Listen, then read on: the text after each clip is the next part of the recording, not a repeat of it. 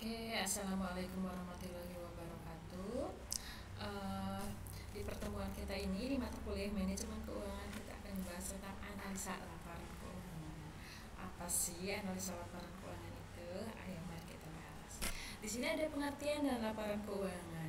Menganalisis laporan keuangan berarti menggali lebih banyak informasi yang ada dalam suatu laporan keuangan.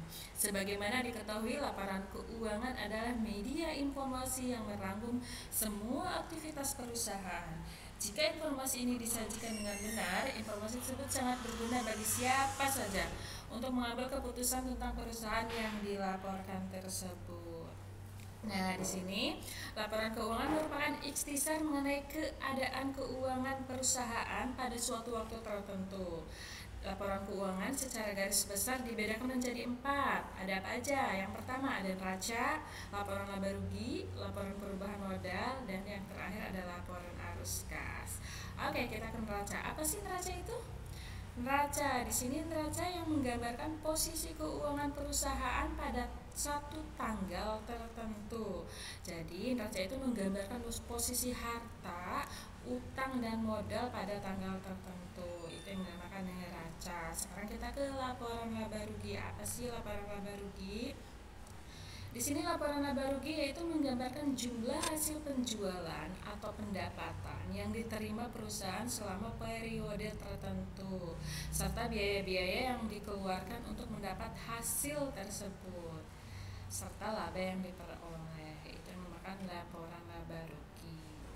Nah, dan yang ketiga ada laporan perubahan modal. Di sini, laporan perubahan modal adalah laporan keuangan yang menyajikan informasi tentang perubahan modal pada perusahaan akibat dari segala kegiatan pokok operasi perusahaan pada suatu periode akuntansi tertentu. Dan yang terakhir yaitu ada laporan arus kas. Di sini merupakan ikhtisar arus kas masuk dan arus kas keluar. Yang di dalam format laporannya dibagi dalam kelompok-kelompok kegiatan operasi, kegiatan investasi, dan kegiatan pembiayaan. Oke, di situ tadi ada tentang 4 macam laporan keuangan. Dan sekarang apa sih manfaat analisa rasio keuangan? Di sini ada 5 manfaat rasio keuangan. Yang pertama ada pengambilan keputusan investasi. Udah pasti ya. Di sini laporan keuangan pasti akan untuk pengambilan keputusan investasi. Jadi kita bisa dengan melihat laporan keuangan kita bisa mengingin investasi, apakah mau berinvestasi atau enggak. Terus yang kedua ada keputusan pemberian kredit. Yang ketiga ada penilaian arus kas. Yang keempat ada menganalisis perubahan-perubahan yang terjadi terhadap sumber-sumber dana. Dan yang terakhir ada menganalisis penggunaan dana. Nah, selain 5 itu, laporan keuangan yang baik juga dapat menyediakan informasi posisi keuangan dan kinerja keuangan masa lalu, masa sekarang, dan meramalkan posisi dan kinerja keuangan di masa yang akan datang. Yaitu manfaat analisa rasio keuangan. Nah, selain tadi manfaatnya di sini juga ada keterbatasan analisis laporan keuangan. Yang pertama, di sini laporan keuangan bersifat historis, yaitu merupakan laporan atas kejadian yang telat. Karenanya, laporan keuangan tidak dapat dianggap sebagai laporan mengenai keadaan saat ini. Itu yang pertama. Dan yang kedua, laporan keuangan menggambarkan nilai harga pokok atau nilai pertukaran pada saat terjadinya transaksi, bukan harga saat ini. Dan yang ketiga, laporan keuangan bersifat umum dan bukan dimaksudkan untuk memenuhi kebutuhan pihak tertentu. Informasi disajikan untuk dapat digunakan oleh semua pihak. Dan yang keempat, penyusunan laporan keuangan tidak luput dari penggunaan taksiran dan berbagai pertimbangan dalam memilih alternatif dari berbagai pilihan yang ada. Dan yang terakhir, laporan keuangan disusun dengan menggunakan istilah-istilah teknis dan pemakai laporan diasumsikan memahami bahwa bahasa teknis akuntansi dan sifat dari informasi yang dilaporkan. Itu dia keterbatasan analisa laporan keuangan. Sekarang kita ke Masalah-masalah pada analisa laporan keuangan. Di sini kita akan membahas masalah-masalahnya. Yang pertama ada data pembanding. Jadi rasio-rasio keuangan pada suatu perusahaan yang beroperasi di banyak bidang atau industri yang berbeda sulit dicairkan data perbandingannya. Pada umumnya data pembanding adalah berupa angka rata-rata rasio keuangan. Kondisi rata-rata bukanlah tujuan suatu perusahaan. Oleh karena itu, data pembanding yang baik bisa jadi adalah rasio keuangan perusahaan-perusahaan atas pada industri sejenis. Yang kedua, ada efek inflasi. Di sini, inflasi mempengaruhi biaya depresiasi atau penyusutan, biaya persediaan, dan pada gilirannya akan mempengaruhi item pada neraca maupun laba bersih. Karena analisa ini, perbandingan rasio keuangan dari waktu ke waktu maupun perbandingan data industri yang tidak sama dapat saja menyesatkan. Oke, sekarang kita ngebahas tentang di sini ada jenis-jenis rasio. Yang pertama ada rasio likuiditas, rasio aktivitas, rasio leverage finansial, ada rasio keuntungan. Oke, kalian bisa lihat di sini. Di sini ada contoh neraca PT ABC. Kita lihat, ini tahun 2014, ini tahun 2015. Di sini ada aktifanya, ada kas, piutang dagang, persediaan, biaya dibayar di muka, piutang pajak. Nah, ini aktiva lancarnya kalian bisa lihat nih di tahun 2014 itu 17.928.000. Nah, tahun 2015-an di sini kalian bisa lihat. Di sini total aktivanya. Ini contoh neraca PT ABC. Nah, sekarang kita lihat ke hutang dan modal sendiri. Nah, kalian ini bisa lihat nih hutang lancarnya 6 juta sekian. Modal sendiri ini kalian jumlahin nih, dan jadi total hutang dan modal sendiri di sini. Nih kalian bisa lihat. Ya. Nah ini total hutang dan modal sendiri penjumlahannya dari sini nih, dari hutang lancar, hutang jangka panjang ditambah total modal sendiri. Jadi hasil akhirnya total hutang dan modal sendiri. Ini di tahun 2014 dan ini tahun 2015. Oke. Nah, itu tadi neraca. Sekarang kita ke laba ruginya. Di sini contoh laporan laba rugi PT ABC-nya nih. Di sini penjualan bersih, di sini kalian bisa lihat harga pokok HPP-nya, laba kotor. Nah, ini pajaknya, ini laba setelah pajak di 2014, ini 2015. Ini dividen kasnya. Nah, ini peningkatan laba yang ditahan.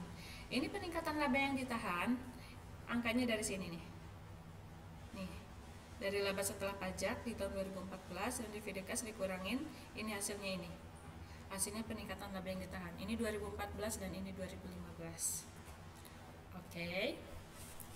Jadi, dari laporan neraca dan laba rugi PT ABC tersebut dapat dilakukan analisis rasionya, meliputi rasio likuiditas, aktivitas, solvabilitas, dan rentabilitas. Oke, sekarang kita ke likuiditas dulu. Di sini likuiditas kan merupakan indikator kemampuan perusahaan untuk membayar atau melunasi kewajiban finansialnya pada saat jatuh tempo dengan mempergunakan aktiva lancar yang tersedia. Nah, di sini ada current ratio.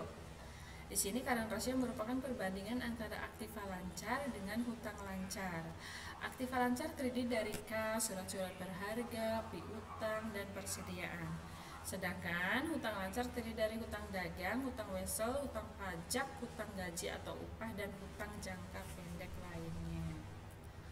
Oke, di sini rumus current rasionya kalian bisa lihat di sini. Aktiva lancar dibagi hutang lancar dikali 100%. Nah, untuk pengisian ini kalian bisa lihat di contoh yang tadi saya kasih di neraca yang PT ABC. Di sini coba kalian lihat di sini nih. Nih di aktiva lancar, kita kembali ke contohnya. Nah, aktiva lancar. Nah, ini aktiva lancarnya kalian ngambil dari sini 17.928 ya. Ini angka ini. Sama hutang lancar. Hutang lancarnya kita lihat lagi di neracanya. Hutang lancar. Nah, ini kita lihat di hutang. Nah, hutang lancarnya di sini 6.584. Ini kalian ambil angkanya dari tahun 2014 ya. Oke. Ini berarti kan aktif lancarnya 17 sekian. Ininya hutang lancarnya 6 juta sekian dikali 100%. Jadi totalnya di sini 272% atau 2,72. Jadi dari neraca dan laba rugi ini kita bisa menyimpulkan current ratio sebesar 2,72 atau 272%, artinya kewajiban jangka pendek sebesar 1 ditanggung atau dijamin dengan aktiva lancar sejumlah 2,72. Jadi tidak ada standar khusus untuk menentukan berupa besarnya yang paling baik. Namun untuk prinsip kehati-hatian, maka besarnya current ratio sebesar 200% dianggap baik. Jadi di sini kita ngambil untuk prinsip kehati-hatiannya. Di sini kalau misalkan current rasionya itu 200% itu udah dianggap baik. Sedangkan kan kita tadi udah ngejumlahin di current ratio itu berapa? 272%. Berarti untuk current ratio laporan keuangannya di sini untuk PT ABC dianggap baik. Itu untuk current ratio. Nah, di sini kita ke quick ratio. Adalah perbandingan antara jumlah aktiva lancar dikurangi persediaan dengan jumlah hutang lancar. Persediaan tidak dimasukkan dalam perhitungan quick ratio atau rasio cepat karena persediaan merupakan komponen atau unsur aktiva lancar yang paling kecil tingkat likuiditasnya. Di sini quick ratio memfokuskan komponen-komponen aktiva lancar yang lebih liquid, yaitu kas, surat-surat berharga, dan piutang dihubungkan dengan hutang lancar atau jangka pendek. Nah, di sini rumusnya quick ratio yaitu aktiva lancar dikurangi persediaan dibagi hutang lancar dikali 100%. Jadi nanti kalian ngambil ininya nih, ngambil aktiva lancarnya di yang soal yang saya kasih contoh tadi, yang neraca sama laba rugi. Kalian lihat angkanya dari situ. Ya. Nah, oke, untuk aktiva lancar di sini 17 sekian, persediaan ini sekian, 10 juta sekian, dan hutang lancarnya 6 juta sekian. Jadi ditotalkan yaitu 111%. Oke, di sini untuk prinsip kehati-hatiannya berapa untuk quick ratio? Di sini untuk prinsip kehati-hatiannya rasio dianggap baik itu paling rendah itu 100%. Jadi di sini kan quick ratio-nya itu 111%. Jadi di sini quick ratio untuk laporan keuangan PT ABC dianggap baik. Oke. Sekarang kita ke activity ratio. Di sini activity ratio yaitu mengukur sejauh mana efektivitas manajemen perusahaan dalam mengelola aset-asetnya. Artinya, dalam hal ini adalah untuk mengukur kemampuan manajemen perusahaan dalam mengelola persediaan bahan mentah, bahan dalam proses, dan bahan jadi, serta kebijakan manajemen dalam mengelola aktivitas lainnya, kebijakan pemasaran. Nah, oke, kalian ini bisa baca sendiri. Nah, ini ada ini nih, ada perputaran piutang. Perputaran piutang atau bisa disebut juga dengan receivable turnover. Yaitu rasio ini mengukur berapa kali secara rata-rata piutang yang dikumpulkan dalam 1 tahun. Rasio ini mengukur kualitas piutang dan efisiensi perusahaan dalam pengumpulan piutang dan kebijakan kreditnya. Rasio ini biasanya digunakan dalam hubungan dengan analisa terhadap modal kerja karena memberi ukuran seberapa cepat piutang perusahaan berputar menjadi kas. Oke, di sini untuk revertible turnover atau yang bisa disebut dengan perputaran piutang, rumusnya penjualan kredit setahun dibagi rata-rata. Nah, kalian bisa lihat di sini penjualan kredit di sini di laporan neraca yang tadi sudah saya kasih contoh. Laporan neraca sama laba ruginya nih. Di sini tuh. Tadi rumusnya apa? Kalian bisa lihat di sini. Kita kembali lagi. Tuh. Tadi kan 31 nih. Kalian bisa lihat sendiri. Rata-rata piutangnya ini hasilnya sekian, jadi sekian. Ini juga kalian bisa lihat sendiri. Ini kalian bisa ngambil angka-angka ini dari neraca dan laba rugi yang tadi, yang sudah PT ABC yang saya contohkan tadi di laporan keuangannya. Oke. Nah, sekarang kita ke perputaran aktiva. Perputaran aktiva atau kita bisa sebut juga dengan total asset turnover atau kita sebut dengan singkat dengan TATO, mengukur perputaran dari semua aset yang dimiliki perusahaan. Di sini rumusnya penjualan bersih dibagi total aktiva. Di sini tahun 2014, kalian lihat di neraca sama laporan laba ruginya di tahun 2014 sama di tahun 2015. Ini kalian bagiin di tahun 2014 sekian, di tahun 2015 sekian. Oke.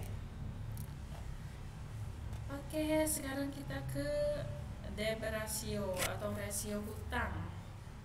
Debt ratio atau rasio hutang yaitu merupakan rasio antara total hutang dengan total aset yang dinyatakan dalam persentase. Jadi rasio hutang mengukur berapa persen aset perusahaan yang dibelanjakan dengan hutang. Nah, tetap kalian ngambil angkanya dari tadi, dari yang neraca PT ABC sama laporan laba rugi PT ABC. Ya, ini total hutang dibagi total aktiva. Nah, untuk total hutang di sini kalian jumlahin. Ya.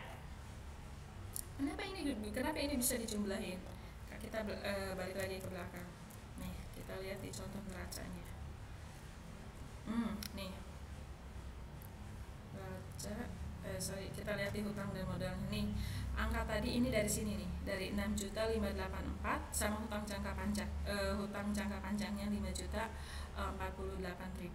Ini kalian jumlahin yang tadi ya. Ambil angkanya dari situ.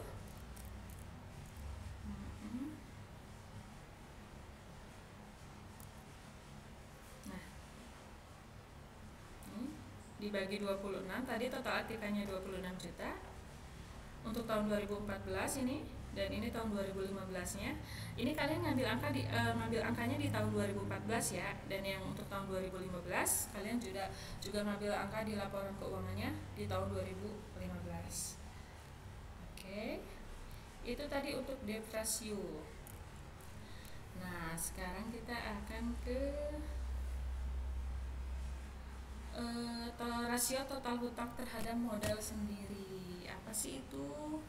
Nah, rasio total hutang dengan modal sendiri merupakan perbandingan total hutang yang dimiliki perusahaan dengan modal sendiri atau ekuitas. Rumusnya di sini total hutang dibagi modal sendiri.